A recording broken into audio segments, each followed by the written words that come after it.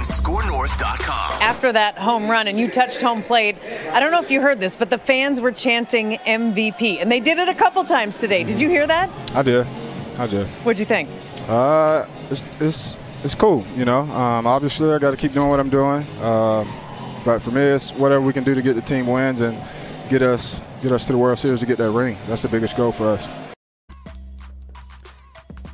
I just want you all to know, MVP. as Declan taps his veins, MVP, and put a ring on it. One of us on this show, like a week ago, tweeted out Byron Buxton, American League MVP. You all laughed. All of you laughed. That's not true. Every last one of you laughed. No, that is revisionist history, sir. You snickered, I did not laugh. You sneered. No, you I did made not. I fun. said It's just Mackey being a homer. No, you know what? I never called you that for that, because Byron Buxton, when he can play, if he wasn't hitting as well as he is right now, which is absolutely mashing the baseball, he is an MVP candidate. But we all come back to, and this still remains the question 7 games in, can he stay healthy? But he is if he can play in 140 games, and he will cool off eventually. He still makes such a big difference. Well, if he does, look, he's going to cool off at the plate. That doesn't mean he's going to go in the tank. Doesn't mean he's going to go in the tank. But this is, how long did we wait for this? How long did we wait? And I don't care if it's 7 games, 10 games, 40 games. How long did we wait for this? Well, in fairness to Buck, and by the way, welcome in. This is Mackey and Judd on the podcast feed today. You can also expect a deep dive, Judd's first ever viewing of one of the great sports movies of all time, Little Big League, a Minnesota treasure. We're going to do that deep dive. In 2017, Buxton gave us like a half season. He gave us 140 games, and he gave us like a half season of really good offense. And his overall numbers at the end of the year offensively were still below average OPS, below average on base, etc. But he was also the best defender in maybe the entire league. Yeah. And so that season, he did get MVP votes. In a year in which he was still feeling out how to hit major league pitching. He had 16 homers, 29 stolen bases, batted .253, got on base at a .314 clip, and sprinkled in some doubles as well. This offensive version of Buxton is 10 times that we've seen in the first week, and we know is in there somewhere, right? We've seen it for stretches. This is 10 times the guy that got MVP votes in 2017. And so this is sometimes it just takes a long time, especially if your swing is raw. We talked to Royce about this on Rap with Royce. But I think what you're seeing here is not a fluke. I don't think this is just him being hot for a week. I think you're seeing a guy that's finally breaking into his 25, 30 home run power, and a guy that feels super comfortable facing major league pitching, maybe for the first time in like 6 years. There's a bravado when he struts, and I do mean struts, to the plate now. He used to go to the plate, bat dragging behind his back, looking like a sure out. And here's where I will trace this to, and to me, this is an interesting thing about how long this process can take, okay? I trace this to, and I don't want to give him too much credit here because I still don't agree with the move. But do you remember the spring training after he had been injured about 3 or 4 years ago on and off a lot? And they could have called him up. He went to Rochester, and they could have called him up when the rosters were expanded, and they didn't. They sent him home, and he was pissed, and he should have been pissed. And I still don't agree with that move. But that being said, he came to Fort Myers the next year and was basically like, I'm done listening to everybody and their brother tell me what to do. Torrey told me to have a leg kick. Judd told me not to. Phil said this. Declan said that. He used to listen to everything. Like, it would all be processing. I got to do this. I got to do that. I got to do this. And he showed up at that spring training and said, I'm done. I'm done with all the BS. And I have an approach. I worked on that approach, and that is me now at the plate. So subsequently after that, as far as his approach at the plate, it wasn't always fantastic, but it was definitely changed to a bleep you, this is what I'm going to at least do. And now the problems after that have been he's been hurt. On and off, he's hurt. I'll go back to last summer in that truncated training camp when he somehow twisted his ankle and damn near broke it, and we're all like, what happened there? So, coming full circle now, we are to a point where, and this is the biggest if that you could possibly have, if he can stay healthy, I do believe that there is no longer a flaw in his confidence or approach. I think this is 3 years of him saying, you sort of screwed me, and I'm done being the nice guy and the guy asking questions of myself. Because you could see, Phil, for how long the gears just churning. And I mean, this is independent of the injuries. I'm talking about his approach to baseball. You could see the gears churning on everything he did. And that's no way to play sports.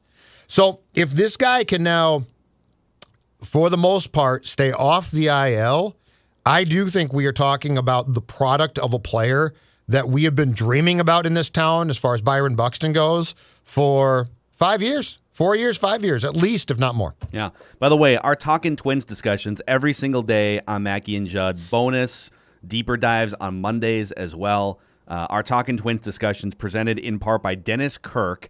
We thank Dennis Kirk for being a supporter 2 baseball seasons in a row now of Mackie and Judd. And if you're someone who likes to get out, enjoy the baseball weather, if you like to get out and ride, whether you ride a Harley or a sport bike, whatever kind of ride you have, you'll find what you need at DennisKirk.com. 160,000 parts and accessories in stock, clothing and helmets as well. If you order by 8 p.m., you'll get it. They ship the same day. You'll probably get it tomorrow. Plus, shipping is free for orders over $89. Truly the best in the business. Just like Byron Buxton has become the best in the business. Move over, Mike Trout. DennisKirk.com. Everything you need for your ride at DennisKirk.com. So I know that they've had a couple just very bad taste in your mouth losses through the first week, but they are 5-2, and they're beating up on bad teams. I mean, they haven't played the Yankees yet. They haven't played the Astros, etc. Sure. But what I'm seeing so far, just from Jose Barrios and some of these key figures, right? And Nelson Cruz doesn't look like there's been any sort of age rust at all in Byron Buxton. And Andrelton Simmons is already making little like unflashy plays at shortstop that you don't even notice on double Don't play. Sleep on that. Don't sleep on that, Phil Mackey. It's a big deal. It's huge. I've seen enough in 7 games to say that this team is legit.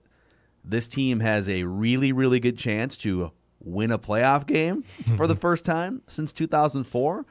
And they're going to have some hiccups, and they're going to go through some more injury issues. But I've seen enough in the first week to say, yep, all right, this team belongs in and around the contenders in the American League. Am I too quick to make that assessment, or are you guys also drinking a little early season Twins Kool-Aid here? I put them on 96 wins, so absolutely not. Mm-hmm. No, this is a 96-win team. Like, this is a really good baseball team. Your fear of the White Sox is not that the Twins are regressing. It's that the White Sox are and have improved. No, this is a good team. Look, the Simmons signing at shortstop to me is so key. The relay throw that guy made 2 days ago in Detroit, where he actually changed his positioning, realized that Divin' Jake was going to miss the ball, but then he put himself, but then Simmons is the one that made that throw, and he's the one who repositioned himself to get the cutoff to make that throw. That stuff Polanco couldn't do, okay? Yeah.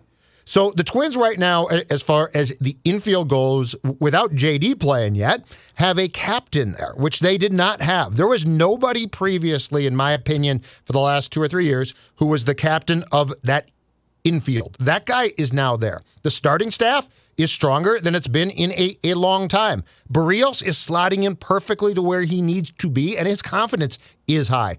Buxton is being who he can be, which is fantastic.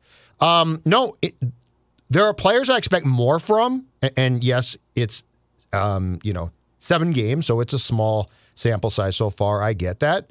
But there's a reason why I thought this team could win 96 games. I think they are really damn good. And guess what, too? The bullpen's good. I mean, so far, the bullpen's good. So they're going to go through slumps, but I do not think that this is a team that in any way, shape, or form is going backward. I really like them. Dex? Yeah, they're not going backwards. They're totally going forwards. They're in the exact right direction. I said 91, 92 wins. If this is the guy, if Byron Buxton's going to be this guy, the player that we've all thought he could be, this is an MVP player. And even on ESPN.com, they did our hottest takes after 1 week, and this was just published this morning, and this is from Bradford Doolittle. By the way, great name, Bradford Doolittle. Doolittle. What? And you just know that guy writes about baseball, by the way. Bradford and Doolittle. that guy parties too. And he parties. You know that guy parties. So his hottest take was This will be the year of Byron Buxton. I hate to curse a guy with my total inability to connect on hot takes, but here it goes. Byron Buxton is going to win the AL MVP award. This is not an overreaction.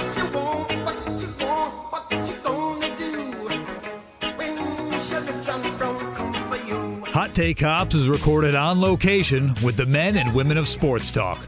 All suspects are innocent until proven guilty in Hot Take Court. Wow. I mean, honestly, we're pulling this guy over just to say congratulations for keeping it under the hot take speed limit, sir. You're a wonderful take artist. All right, have a great day. And for the rest of your weekend. And for clearly listening to the Mackey and Judd podcast, too. Clearly. We were on this a week ago. He finishes up this blurb saying, this is not an overreaction based on 3 early home runs. I just love where Buxton's offensive approach is at. He's in that magical age 27 zone.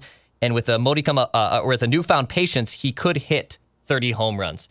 Yeah, this is an MVP guy. When he hit the bomb, because I was a couple beers in at that point, at the Twins game yesterday, I almost stood up and I almost slapped the person next to me because I was in so much excitement. Oh no! Put your mask on, sir. Oh, the mask was on. Put your mask on.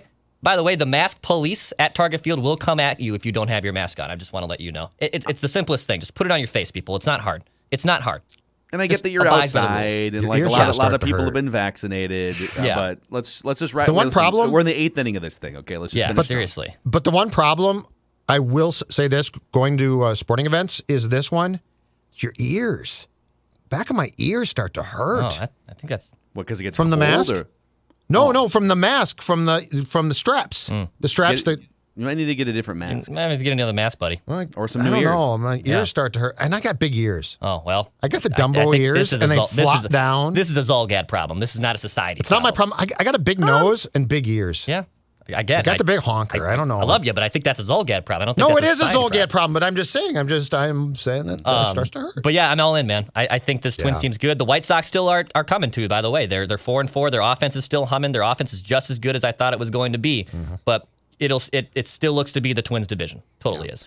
Judd, any other final thoughts here on this edition of Talkin' Twins before we talk Twins from 1994 and a 12-year-old manager? I can't decide where Mitch Garver is at. I loved the approach yesterday, and I think that I'm not saying he's back to being the guy that he was 2 years ago at the plate, but I am saying I think that there is probably something in between the guy who scuffled and was hurt and struggled in 2020 and the guy from 2019 who won a Silver Slugger at catcher, which is off the charts.